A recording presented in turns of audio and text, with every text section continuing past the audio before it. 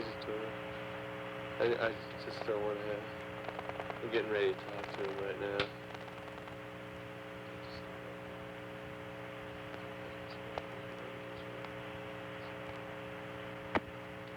Hello? Hello, Doug? Yeah. Hey, this is Bill Schiffman for KWTS Radio. Hey, Bill, what it is? All right, how you doing, man? Same old trash, same old trash. Sounds good. I'm going to do this. This is Soutern Cookin radio station. We play a lot of your music, and Right. And I'd like to ask you a few questions. You know. Sure.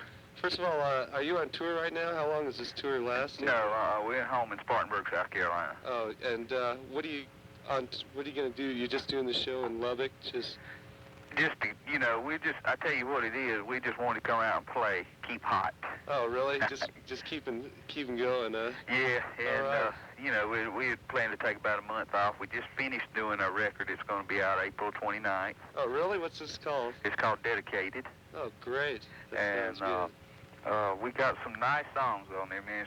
We're really proud of it this time. Warner Brothers is backing it 100%. They're going to do just about everything. How long have you been working on this album? About 2 months and a half, 3 months maybe. Down there in Spartanburg? Oh, no, up in Nashville. Oh, really? Yeah. Great. And plus we've been up there doing the jam with Charlie, you know, and stuff like that. So yeah? Pardon? You've been at the jam right now? Yeah, we were up there when it was going on. It was a lot of fun. Oh, yeah, they always are. Yeah. I've heard every one of those. Okay, do you have any album that you put out that you really liked in particular? Yeah, I think the first one shows a lot of the way we were at that time, just crazy and didn't give a damn about nothing, you know what I mean? Uh-huh. And this new record, I got to say, is by far, material-wise, playing, I think we've just bettered ourselves over the period of years that we've been together, and, you know, we've acquired a lot of relationship and a lot of hell racing still going on, you know what I mean? But we got it in the right order now to where we can, you know, people are appreciating. We're getting ready to do some TV stuff. We're going to be on Fridays. Great. Friday the 13th, which is... Were you supposed to be on there earlier? Because I had tickets to go see that, and they said that you were supposed to be, the Marshall Tucker Band was supposed to be the people that were supposed to play. Yeah, we were supposed to play out there, but there was just no way in our schedule for us to make that. So it was bad booking on somebody's part. But we're going to be there Friday the 13th, and then we're doing Merv Griffin's show, and we're doing Solid Gold in the end of the month there. Okay. So, well, this album that you put out, right, that you're going to put out, is it somewhere similar to 10th? No, I think it's more back to the roots of Marshall Tucker Band. Oh, really? Yeah, I think it's just right down there. It's all real good stuff that, you know, you ride down the road and roll your window down and just have a hell of a good time doing it, you know? Yeah, I hear you. I mean, you know, it's a lot of singing. Everybody can sing with it, and it's good time music. Oh, right. It's good time music, because I know I had a hell of a good time putting it on the record. I hope that translates through. Great. A lot of people around here want me to ask this question, and how exactly did you get the name Marshall Tucker Band? Well, there was this guy, and we had this rehearsal hall in the basement of a hotel, and this guy named Marshall come around there all the time, and he was a jogger. And while he was jogging around, this promoter come down. We had been off rehearsing about a year to start the band, Marshall Tucker Band. And we were just down there rehearsing one day. It was real hot, and Marshall come up, and he was all tuckered out. And we said, well, that's a good name to put on the billboard, Marshall Tucker Band. All right. Don't believe that either. That's a lie if I ever heard one. I was just going to see if you took that one. It sounds good to me. No, the real thing is there was a blind piano tuner that had rented the building where we were rehearsing prior to us, and his name was Marshall Tucker, spelled with Marshall with one L. And we owned the key. There was a little tag on it, and on the tag said Marshall Tucker, and we didn't know who it was. We said, well, that'd be a good name to put on the marquee. Great. Of the club we were doing, and we found out about 2 months later who he was. And he's living in Columbia now. Hey, being on the road for 10 years now, about going on 11. Yeah. How's the band's relationship? I know being on the road, it can get pretty hectic, like, you know. Oh, it's great. Really? You guys are still great friends? It's better than you'd ever know. We're still out partying, loving the women and the dogs and everything else. And, you know, just having a damn good time. having more of a party. You know, we play hard when we're up there, but those people come in to see to come pay the money to see us and see us have a good time. We're up here trying to make them have a good time as well, and it's those people appreciate it, and that's why we keep getting the same amount of people coming through. Oh yeah, that's for sure. Hey, when you're on the road, is there any place that you like to play the best? That's a hard question, Well, maybe where's the worst trouble you've ever had? Maybe that's even easier. Oh, the worst place in the world was Brussels, Belgium. Oh, yeah. In the world. I mean, it has to be. There's just a lot of trouble went down over there, As far as audience or equipment? The equipment and, people. And the people over there were all right. It was a few people that made it miserable for all. Left it quite memorable in our experience, in traveling around. But I think every place is real nice. The South's always been real good to us. It's not our best-selling markets because the northern areas and California areas are our better selling markets. But the actual South and the Mid-South is not been as strong for us. But we hadn't played down there quite as much as we have up north. There's such a generation of people. But I think this album you're going to see when this album does come out, you're going to see us back down there and touring again and doing the newer album material and stuff like that, which you never can tell if we don't throw in a couple on our encores, stuff like that. Not to tell anybody what we're planning, but we have been known to the last tour. We were just rehearsing. We did put a blues song that was written by Toy on this album, dedicated, that's coming out. People's always ask us, why don't you put a blues song out? Because we do blues, so well. You sing blues well too. Hey, thank you. Hell, I'll slip that dollar to you when I get down here.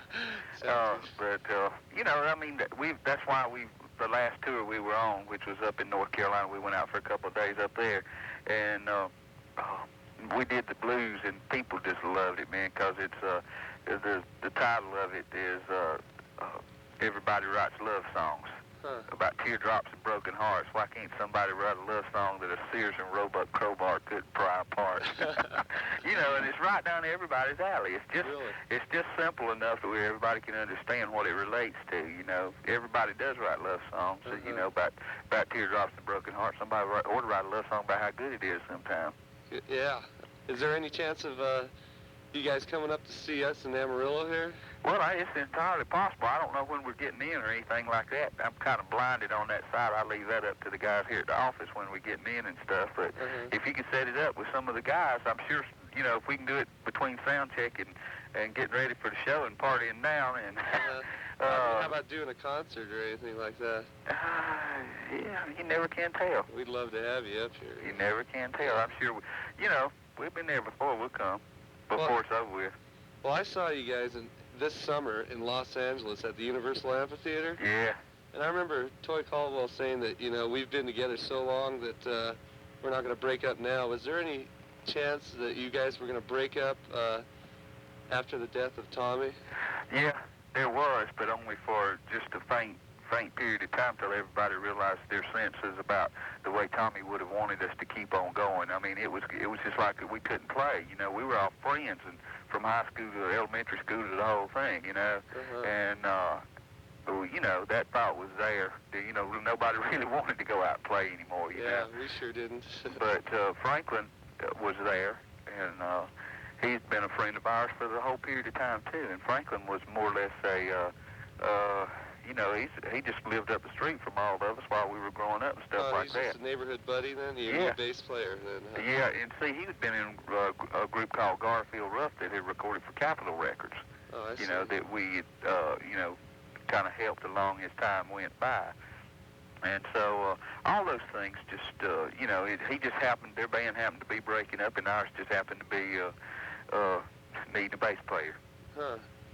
I've got to ask you this for my own personal question.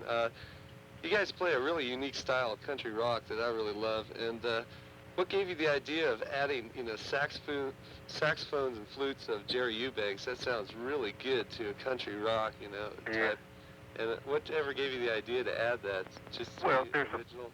I think there's a flowing period in all kind of music that you need, that can flow and have a jazz influence in it, because country rock and roll people like Bob Wills and people like that, they had saxophones and stuff like that too, and that was happy music.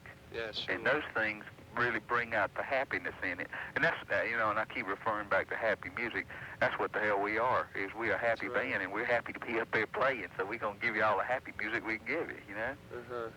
So that's basically it. But the reason for that is because Jerry was best saxophone player in town, and he was the only one that wanted to stick it out and go out there and not make money for 5 years so that he could, and 5 years later, Uh-huh. So that was it. It was all the dedicated musicians in town that really stuck with it, Huh. Well, I gotta ask, what are your plans? What are the Marshall Tucker Band's plans for the future as of right now? Well, like I said before, we've got those TV shows that we're lining up to do. They're wanting us to do more and more of those, which we had shied away for years, and some soundtracks that that we're planning on doing. And we were supposed to do a thing with Urban Cowboy, and that just didn't materialize. We wrote a song called "Someday I'm gonna be the only cowboy on your mind" for that song, and decided not to do it because we wasn't sure, if it was gonna be handled just right, which it was, But you got to take those chances for your own personal self sometime. And we got a lot of stuff. You're gonna stay on the road, though, huh? Oh yeah. Yeah. Well, that's why we're going out this time, because we got to be out, we got to be working. And of course, you can't party too much at home. You got to be on the road to party. That's for sure. Yeah. Hey, well, I tell you, I've seen you 8 times in concert, and I'm coming down to Lubbock to see you this time too. Okay. We'll bring all the beautiful women that's down in that area. Okay. Yeah, we don't have any tickets right now, but we're gonna go down there and get in there one way or another. Well, I'm sure the tickets can be arranged somehow. Yeah. Well, I gotta ask you one more thing before I let you go. I'd like you to. Could you give us a jingle, like, Yeah. What do you want me to say? Just say, "Hi, I'm Doug Gray of the Marshall Tucker Band." I got that part. Yeah. Okay. Okay. And say, "I'd like you to listen to Randy and Bill's Southern Cookin' on KWTS." Can you have? Yeah, wait a minute. Now, I'd like you to listen to listen. I'd like you to listen to Randy and Bill, Southern Cookin' on KWTS.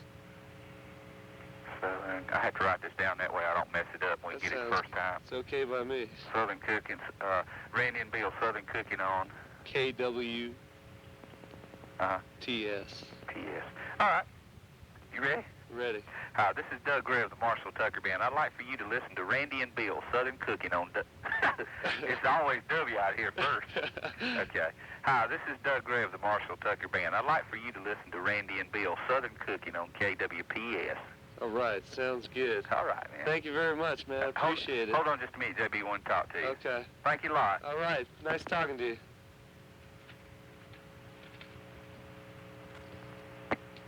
Yeah, Bill.